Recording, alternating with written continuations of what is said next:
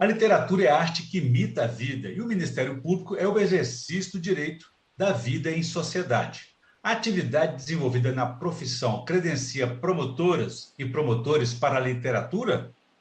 Vamos falar também da trajetória delas na carreira, nessa edição especial do Conexão AMMP, em homenagem às mulheres neste mês internacional das mulheres. A nossa entrevistada é a promotora de justiça Shirley Machado de Oliveira. Ela é coordenadora regional da Coordenadoria de Inclusão e Mobilização Sociais da região metropolitana de Belo Horizonte, CIMOS, e é também especialista em gestão ambiental pela Universidade Federal de São Carlos, em São Paulo, e em gerenciamento de projetos pela Fundação Getúlio Vargas, além de ser também integrante da Academia de Letras do Ministério Público de Minas Gerais. Doutora Shirley, obrigado por atender o nosso convite e falar aqui no Conexão AMMP da Associação Mineira do Ministério Público.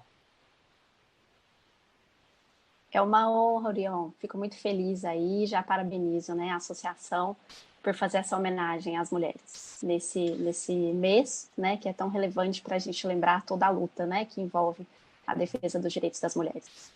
Com certeza, uma homenagem merecida, nós agradecemos também. E a você que nos acompanha, por favor, inscrever-se no canal da AMMP no YouTube e enviar suas sugestões e comentários que serão muito bem-vindos. Doutora Shirley, o que chegou primeiro em sua vida, a literatura ou o direito? A literatura. Embora o meu pai, né, ele formou em direito quando eu tinha 1 ano. E sempre foi uma referência, né? Embora ele nunca tivesse exercido a profissão, ele sempre colocou o direito como uma profissão e uma formação, na verdade, assim, que acrescentava muito, que ampliava, né, os horizontes. E então, para mim, teve sempre essa referência, mas, na verdade, desde muito nova, assim, eu me lembro de me emocionar, né, com textos, com livros, e, né, parece que cada momento da minha vida tinha algum livro que, em alguma medida, falava comigo, falava das coisas que eu estava vivendo. Então, eu acho que a literatura, ela sempre me acompanhou, né, até antes mesmo de eu entrar na faculdade de Direito. Uma referência importante desde a infância, né? E o que mais encanta a senhora na literatura e ainda encanta hoje, né? Orion, eu penso que quando a gente está entregue para uma leitura, né, seja um verso, seja uma prosa, eu gosto muito de poesia também, eu vejo que a gente se arrebata em alguma medida, né? A gente tem uma possibilidade ali de entrar num mundo pelo olhar daquele autor, daquela autora, e eu aprecio muito isso, assim, eu gosto de ouvir as pessoas, eu gosto de ver o mundo sob o olhar de outras pessoas, porque eu acho que isso exercita muito a nossa empatia, exercita amplia a nossa visão mesmo sobre o mundo, né? E eu acho que a literatura, ela traz isso, né? Ela traz como outras pessoas veem o mundo. Eu acho que a literatura e todas as outras formas de arte também fazem isso, e eu sou muito sensível a todas elas, né? Gosto muito de pintura, música, a gente estava falando agora há pouco. E também vejo que quando você lê, você se entrega e depois você volta pro seu cotidiano, né? Pro seu mundo, a gente volta diferente, né? A gente traz um pouco daquilo que a gente leu, a gente traz aquelas medições, principalmente assim, né, quando o autor ele fala com profundidade. Normalmente eu gosto disso, né, de filmes e livros que traz assim algo que fale com o meu mais profundo, e isso sempre faz de mim uma pessoa diferente, né? Então eu acho que a literatura tem esse potencial e acaba nos modificando, né? A partir de cada coisa que a gente lê, a gente vai se modificando. E até onde tem ido ou pode ir essa relação com a literatura? Fica só na apreciação ou a senhora se aprofunda também pela produção, criação, redação de textos? Então, eu sempre gostei de me expressar me escrevendo, né? Eu acho que o se expressar, né, é algo tão natural do ser humano. A gente faz isso de várias formas, falando, cantando, dançando, pintando, existindo. De alguma maneira a gente se expressa, né? Eu acho que que escrever, para mim, é um processo de expressão, assim, muito, muito íntimo, né? Eu sempre, desde adolescente, eu gostava de fazer redação, gostava... Mas quando eu descobri a poesia, eu percebi que era algo, assim, tão livre, tão... de possibilidades tão múltiplas, né? De você colocar ali algo que você sente, né? E eu acho, assim, pelo menos para mim, né? A escrita, ela vem meio que, como o Manuel Bandeira fala, né? Eu faço versos como quem morre, de desalento, de desencanto, né? Vem como um momento de intensidade de sentimentos, sejam positivos, mas na maioria das vezes aflitivos, né? Porque faz parte da vida essas aflições. De repente, quando eu me vejo assim colocando isso numa poesia, eu sinto que isso é como se fosse um espelho. Eu consigo me compreender a partir daquilo que eu transformo em versos, entendeu? Então, é claro que não é a única forma, né? Mas é uma forma que me faz muito bem.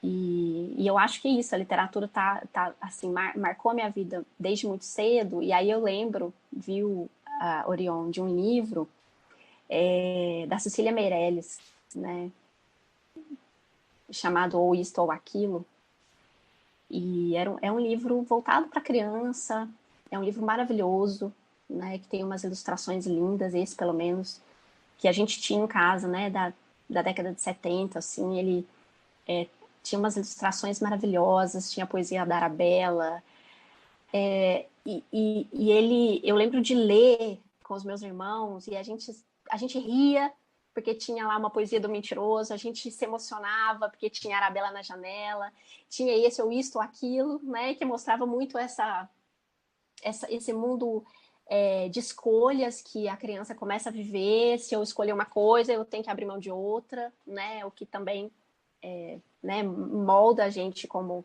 ser humano, como adulto, né, a gente saber viver com as nossas escolhas. Então, né, essa poesia, por exemplo, esse livro me marcou bastante na minha infância. Muito interessante. A senhora citou Cecília Meirelles. A senhora tem, por acaso, algum escritor, escritora favorita? Qual a razão? Bom, eu acho que no decorrer da vida eu já tive vários, né, que eu me identifiquei. Guimarães Rosa, Gabriel Garcia Marques, né, são autores que me marcaram, Clarice Lispector, mas eu acho que atualmente, né, eu citaria uma pessoa que traz uma discussão tão importante que tem tudo a ver com o meu trabalho hoje, né, que é a Carolina Maria de Jesus, né, quando ela, né, é uma mulher negra, uma mulher favelada, é uma mulher, né, excluída socialmente, né, catadora de papel, né, sacramentana, né, e, e que faz, né, conta na sua obra, no seu livro, né, Quarto de Despejo, e enfim, toda a angústia e sofrimento, né, que ela passa nesse processo, né, de criação de filhos, como uma mãe solo. Acho que ela é uma grande referência, né, na luta, de várias lutas que as mulheres têm, especialmente as mulheres que são mães solo, né, para criar os seus filhos, e como que ela consegue, né, mesmo com toda essa diversidade, né, com toda, assim, passando fome, né, ela descreve que teve momentos que ela pensou em se matar e matar os filhos, porque ela chegou num nível de desespero por conta da falta de alimento que ela não podia suportar, e ela consegue né, dar a volta por cima, ela consegue, como mulher, e da sua insistência, né, que os seus textos sejam considerados, sejam lidos e viram uma referência, né, pelo lugar de fala que ela tem, de estar ali naquele ambiente, e ela, melhor que ninguém, poderia dizer como é estar ali. E eu acho que isso, né, é um livro escrito há mais de 60 anos, assim, ainda é tão atual, e ainda fala muito, né, pra gente. Então é a literatura mostrando pra gente um universo de pessoas invisibilizadas, que são aí, né, no caso dos catadores, mas a gente tem uma variedade de grupos, né, de pessoas invisibilizadas e que a gente precisa olhar para elas. Então, eu acho que a Carolina Maria de Jesus é uma grande referência, mas então eu acho que a literatura tem esse poder de incomodar, de nos fazer sair do nosso lugar, de atormentar a gente, que eu acho que faz parte, mas também tem a leveza, tem a sutileza, e aí eu cito Cora Coralina, né, que é arrebatadora, né, que tem uma doçura, né, como ela fazia doces também, eu acho que ela usa isso também, né, na sua poesia, né, fazendo doces, assim, fazendo textos, né, e ela fala que de nada vale, né, que nada do que a gente vive tem sentido se a gente não tocar o coração das pessoas. E isso, para mim, é algo muito, muito forte, muito potente, porque mesmo através do direito, eu penso que a gente até, especialmente também como promotores de justiça, né, que tem uma missão constitucional de trabalhar, né, para reduzir as desigualdades, garantir o bem de todos. Eu acho que tem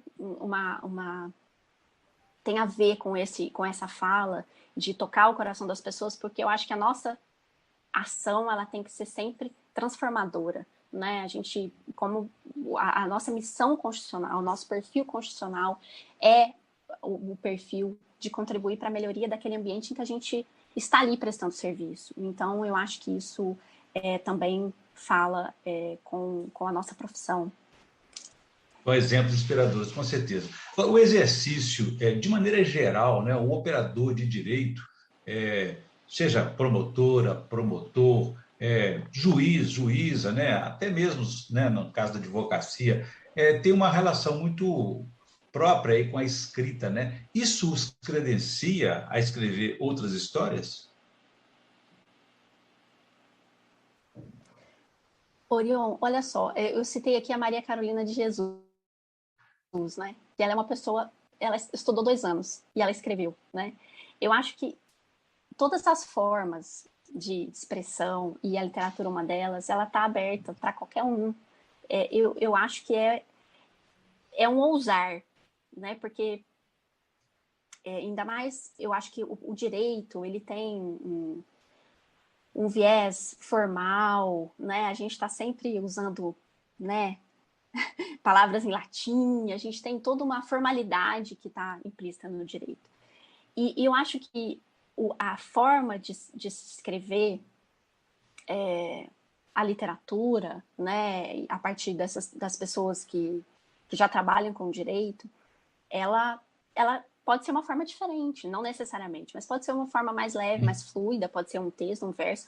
Eu acho que é como se existisse já a ferramenta e está muito afiada, né? Porque a palavra e a escrita faz parte do nosso instrumento de trabalho, para a gente até organizar nossas ideias e defender os direitos. Agora, ela pode ser utilizada, então, assim, basta que a pessoa queira utilizá-la, esse instrumento também, para uma outra, para se expressar, né? Para expressar e contar, né? Como a pessoa vê o mundo a partir do seu lugar, e cada um tem um lugar e todo mundo tem o que contribuir. Eu acho isso maravilhoso, né? Que se a Além gente do que escutar todas também as pessoas.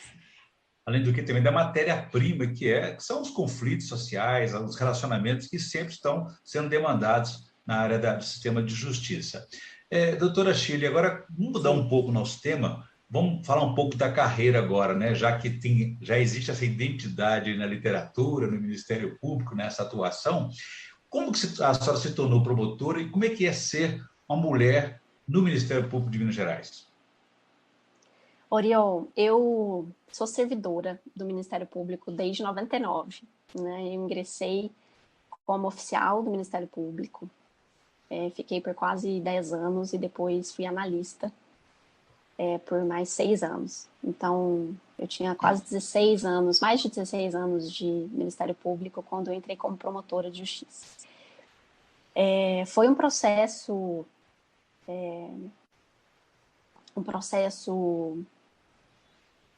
eu acho que em síntese, um processo que envolveu um autoconhecimento, sabe? Eu acho que eu passei a ter que compreender qual era o meu sonho, e sempre foi ser promotora de justiça, né? Desde que eu entrei na faculdade, que eu compreendi um pouco as profissões, e depois, quando eu entrei no Ministério Público, eu percebi o potencial que existe no Ministério Público de indução de políticas públicas, de transformação social, e isso é uma coisa que mexeu muito comigo, principalmente porque eu trabalhava na cidade que eu cresci.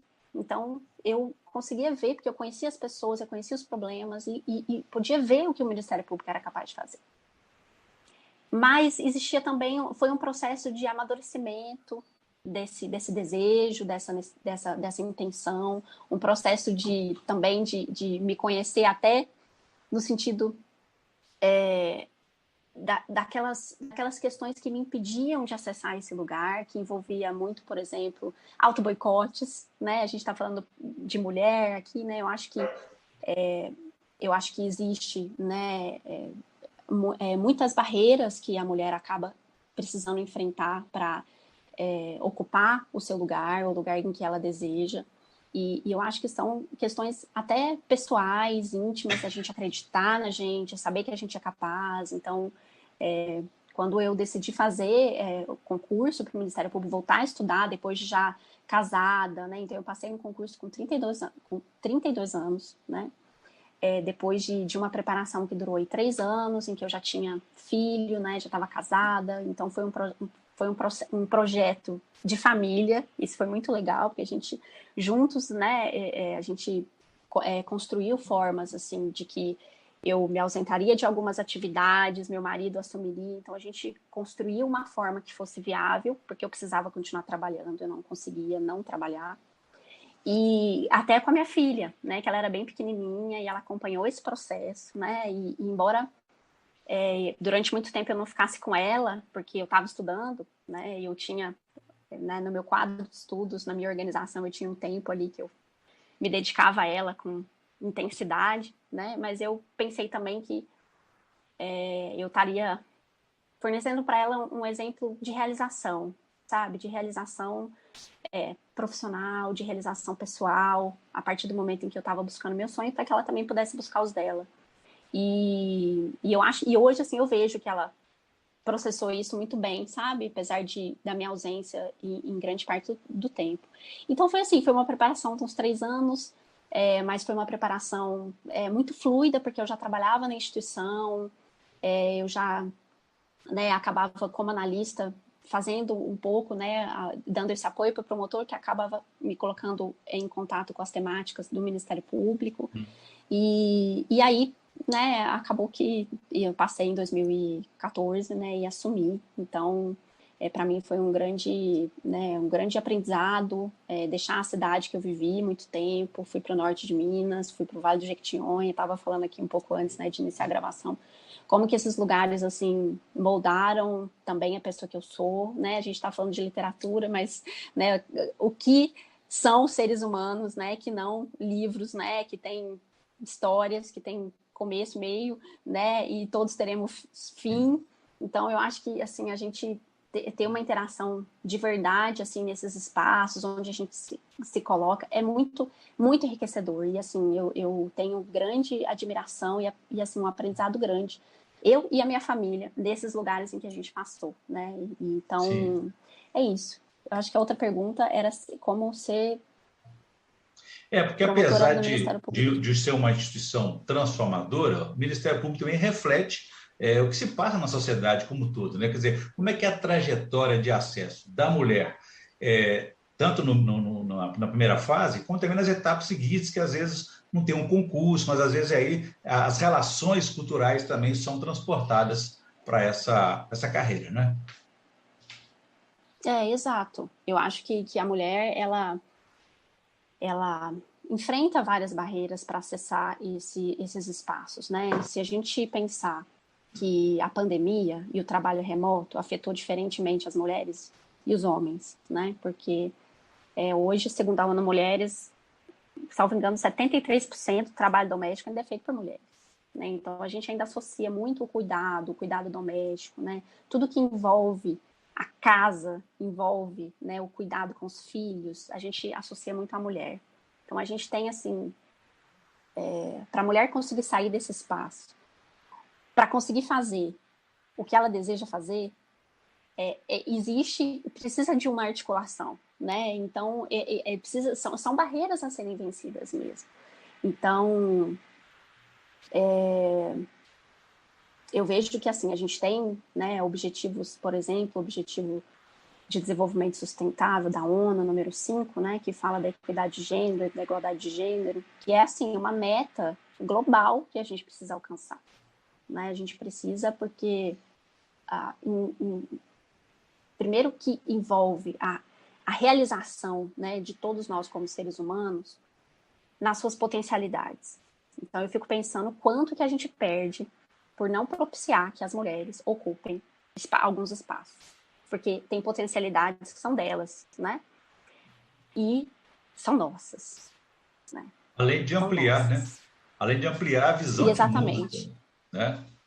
E, além disso, se a gente pensar na questão pessoal, tem isso, que a gente priva mulheres de espaços, especialmente espaços de poder, de decisão, impedindo essa realização profissional, mas, além disso, o quanto que as instituições e a sociedade ganharia com essa participação mais efetiva das mulheres, né? Que tem uma visão diferente dos homens, e que, se houvesse essa complementariedade, a gente teria algo muito mais rico, né? Então, se a gente for pensar na relação da violência contra a mulher com a próprio desenvolvimento econômico das sociedades, a gente vai ver, assim, como que a mulher, quando ela consegue se destacar, quando ela consegue ter uma retribuição, por exemplo, econômica do seu trabalho, como que isso repercute na família, né? Então, assim, a gente precisa mudar isso como ser humano, né? Eu acho que essa é uma provocação grande, né? Esses objetivos do desenvolvimento sustentável, que o Brasil é signatário, né? Não só uma provocação, mas um desafio, né? Para todos nós pensarmos aí como ampliar essa participação feminina em todos os espaços. E a mulher é sempre muito cobrada de ser competente todos os dias, como se os homens fossem competentes o tempo todo nessa luta por igualdade de gênero, né? Porque a mulher tem que cuidar, ser competente no trabalho, cuidar da casa, cuidar do marido, cuidar dos filhos, cuidar dos pais, às vezes, e tem o trabalho doméstico, como já falou. Quer dizer, é muita demanda para a mulher ter que desenvolver, ser competente todos os dias, né? Eu acho que o que a gente precisa questionar é, inclusive, se a mulher precisa exercer todo esse cuidado sozinha, porque ela é como se a gente tivesse vários pratinhos que a gente tem que equilibrar. E será que isso precisa ser assim? Será que que a igualdade não pode começar, por exemplo, na divisão das atividades que envolve o cuidado doméstico? É um desafio, porque a gente tem uma cultura Em ainda, casa, né? né? E eu fui Começar em criada casa. assim, que o pai, né, depois do almoço de domingo, o pai sai, vai assistir televisão com os filhos homens. E as filhas mulheres vão ajudar a mãe a lavar a louça da cozinha. Então, a gente tem exemplos, e tem muito ainda no nosso inconsciente coletivo, né, de que alguns papéis são do homem e alguns papéis são da mulher. Se a gente quer que as mulheres assumam um papel que hoje ainda a sociedade acha que é dos homens, os homens precisam assumir alguns papéis que hoje ainda se acha que são das mulheres. Porque se a gente não tiver esse equilíbrio dentro, a gente não tem como ter equilíbrio fora, porque a mulher não consegue sair. Se ela não conseguir sair, né, tem uma outra pesquisa que fala que as teses, a produção acadêmica das mulheres na pandemia caiu demais, porque elas estavam dedicadas a outro tipo de atividade. Então, como que a gente quer que elas produzam, que tenham professoras, que tenham executivas, que tenham profissionais, mulheres, se essa atividade ainda toma todo o tempo delas? Então, eu acho que é algo importante a fazer, né? A gente pensar sobre isso. Muito bem. Doutora Sheila, só também é coordenadora, então, regional das Coordenadorias de Inclusão e Mobilização Sociais aqui da região, a Grande BH, né? Eu gostaria de saber da história, como é que tem sido essa experiência aí do Ministério Público itinerante? Oriol, o Ministério Público Itinerante é um projeto que já existe há muitos anos na instituição. É um projeto em que o Ministério Público realmente ele se desloca, né, para um local, normalmente cidades com baixo IDH, cidades que que vivem uma situação ali de vulnerabilidade e levam uma série de serviços, né? Então, tem serviços que envolvem, por exemplo, a documentação das pessoas, envolve os serviços na regularização de títulos eleitorais, envolve uma série de oficinas informativas, audiências, atendimento pelo próprio Ministério Público, envolvimento. Então, assim, é um envolvimento ali daquela região, daquela cidade, que primeiro que tem uma finalidade de apresentar o Ministério Público e de colocar o Ministério Público próximo das pessoas. Normalmente são cidades que não são sede de comarca. Então, tem toda uma distância, né, das pessoas, tanto do Poder Judiciário como do Ministério Público. As pessoas, às vezes, não sabem o que faz um promotor de justiça, uma promotora de justiça, e, de repente, a instituição chega com toda essa... tem todo um equipamento, uma estrutura mesmo para que as pessoas sejam acolhidas nesse espaço. E eu acho que traz uma reflexão importante o Ministério Público Itinerante, que é da necessidade de nós, como promotores e promotoras de justiça, buscarmos estar próximos àquela população que a gente atende, que a gente trabalha. Então, eu acho que tem um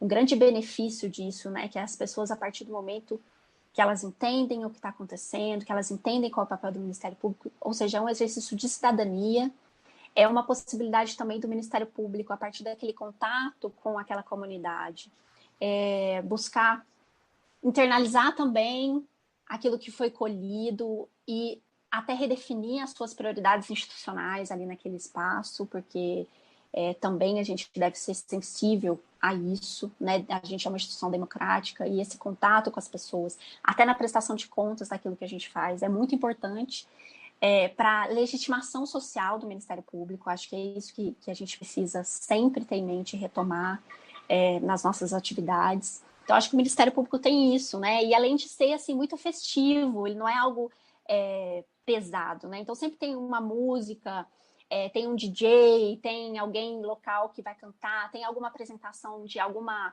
manifestação artística local. Então, também uma celebração, né, por aquele momento, por vários serviços estarem chegando ali. Então, é muito, realmente, assim, especial esse projeto.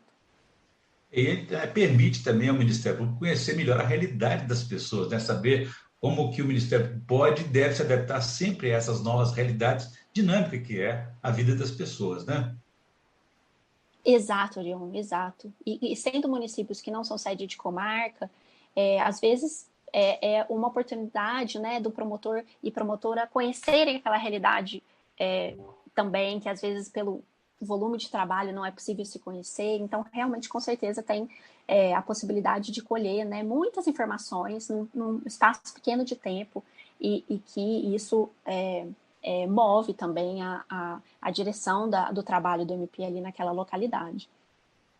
Muito bem. E quais são essas dificuldades encontradas pelos promotores, pelas promotoras, na hora de sair de casa e buscar promover essa justiça? Você está se referindo ao Ministério Público Itinerante? Não exatamente só, as chamadas condições de trabalho, digamos assim, dos promotores, das promotoras.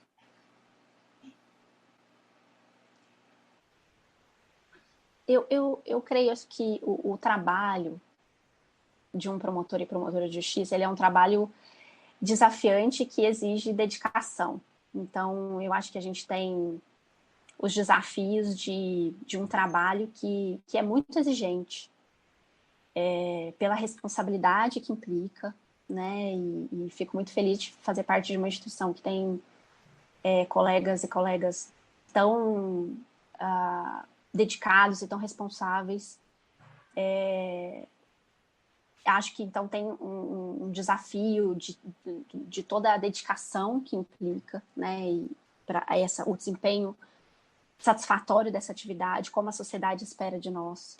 Uhum. Acho que é o maior desafio, a gente fazer isso a contento, né? E acredito que isso essa dedicação envolve tanto, né, o aprimoramento contínuo que é preciso ser feito, porque, né, a legislação muda e a gente está sempre, os casos, né, são individualizados, então a gente tem que estar sempre se preparando. Tudo bem. Mas Bom, também, voltando. né, existe só concluir. Eu acho que além da questão da preparação, existe também essa dedicação para que a gente consiga fazer algo que seja significativo, sabe, Orion? Eu acho que esse talvez também é um grande desafio, né? A gente estar no local e a gente precisa conhecer a realidade que a gente está inserido para fazer, não sozinho, né? Eu acho que o Ministério Público ele também é um grande articulador, né? Mas para fazer algo que seja estrutural e modificativo ali daquela realidade. São desafios e construções permanentes, né? Doutora Shirley. Orion, desculpa interromper rapidinho. É porque o áudio da doutora Shirley deu uma travadinha aqui, parece que a imagem está chegando antes do áudio. Doutora Shirley, será que a senhora consegue só sair da reunião e entrar de novo para a gente ver se estabiliza essa conexão? Acho que o Orion tem uma última pergunta, a gente já está caminhando para o fim, mas só para garantir a qualidade do programa na íntegra mesmo, que às vezes entrando e saindo pode funcionar. A gente continua por aqui. Só um minutinho, já vou fazer. Tá, joia. Ok, peraí.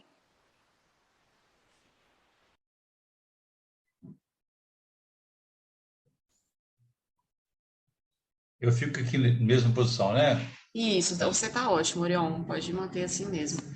Parece que durante o programa todo assim, havia um delay na fala dela, Sim. né? Com a imagem. Em alguns né? momentos estava um pouco. Eu estava vendo aqui pela tela minimizada, então eu estava até na dúvida se estava dando muito delay. Mas o nosso editor consegue dar uma sincronizada nesse áudio, né? Mas por via das dúvidas, que agora foi demais, assim. Agora pareceu bem mais atrasado. Só para a gente garantir. Ok. Eu faço mais uma pergunta agora, depois eu vou no livro, tá legal? Ótimo, pode ser. A gente já se encaminha para o encerramento mesmo, mas está bem bacana. Não, muito bom o conteúdo. Tá bem fluida, tá, né? Exato. Interessante. A fala dela é interessante. Demais.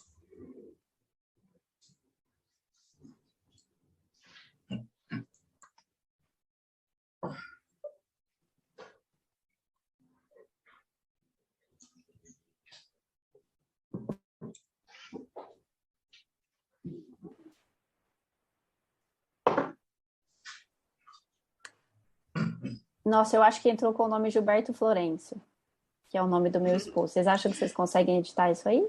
Não, a gente consegue, não tem problema não. O editor depois tira essa parte. Pode ficar despreocupado. Ficou melhor aí, Damiane? Olha, sim, tá ótimo agora. Agora tá bem sincronizado. Eu acho, não sei o que acontece também, porque eu não sou especialista em TI nem nada disso, mas às vezes parece que quando começa a gravar, dá uma instabilidade. Então, eu acho que a gente, como a gente já tá gravando, que né, permaneceu gravando, eu acho que tá ok. Tá bom. Se der qualquer outra estabilidade, outra desconexão aí entre áudio e vídeo, eu chamo vocês. Okay. Vou continuar aqui quietinho nos bastidores. Podem continuar. Eu faço de novo a pergunta ou ela já está feita?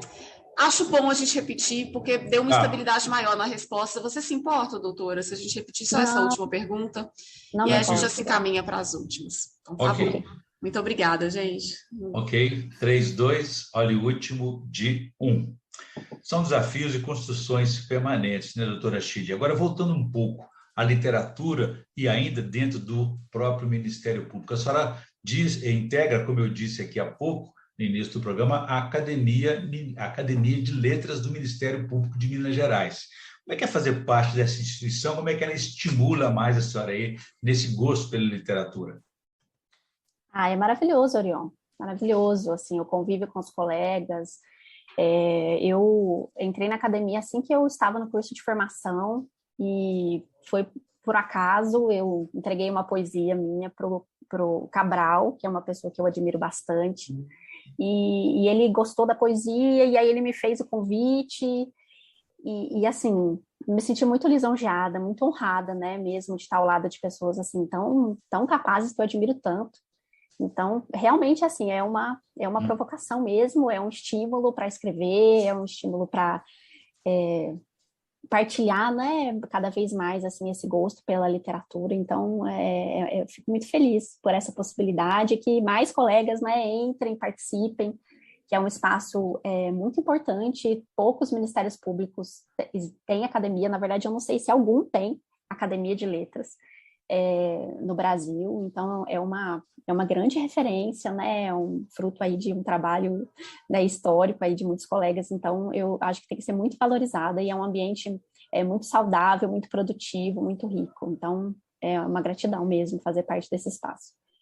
É muito interessante. Agora, aproveitando então, essa relação intensa que a senhora tem, volumosa com a literatura, eu vou pedir que a senhora faça uma indicação de leitura, como a gente pede para todos os nossos entrevistados e entrevistadas. Olha, Orion, eu só vou corrigir sua fala, que não é tão intensa assim, não. Eu sou, assim, gostaria de ler muito mais. É sempre assim, existe todo um universo aí que eu ainda não acessei.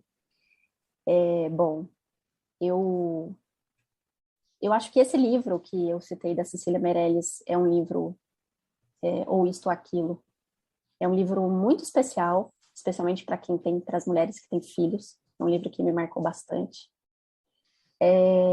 Tem um livro que também fala muito das mulheres e que é um livro que também mexeu muito comigo no momento em que eu buscava essa autoafirmação, que é As Mulheres no Deserto. Eu posso depois colocar o nome aqui da autora, que me fugiu agora. E tem um livro também muito interessante, que chama Mulheres e Poder, um Manifesto, que também fala muito sobre o papel da mulher nesses espaços de decisão e poder. Então, se você quiser, como que eu faço? Passar o nome das autoras? Acho que não ficou bom isso. É melhor eu pegar aqui os livros, né? E a gente grava de novo? Não, tá ótimo. A gente pode colocar, como a senhora mesmo sugeriu, um letra aqui indicando a autoria de cada livro aqui, ou até a imagem dele a gente pode jogar na tela. Ok? Ok, então tá. Muito bem. Bom, eu conversei aqui com a promotora Shirley Machado de Oliveira e discutimos aí nessa edição especial do Conexão AMP, dedicada aí, homenageando as mulheres nesse mês internacional das mulheres. Falamos aí também sobre literatura, a relação com a atuação no Ministério Público e também sobre a trajetória das promotoras, das procuradoras na carreira do Ministério Público. Doutora Shirley, muito obrigado pela entrevista, foi um prazer falar com a senhora.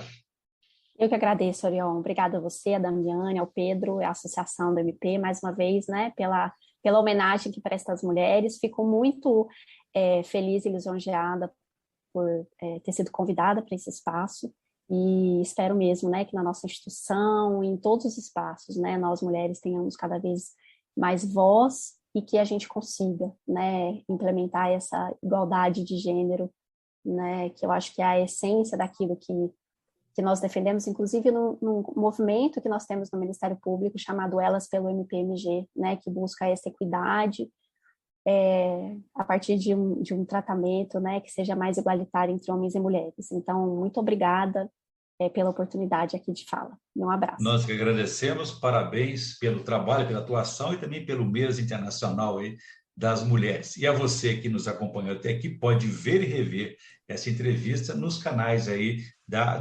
AMMP, no YouTube, também nas redes sociais e no site da associação. Obrigado e até a próxima.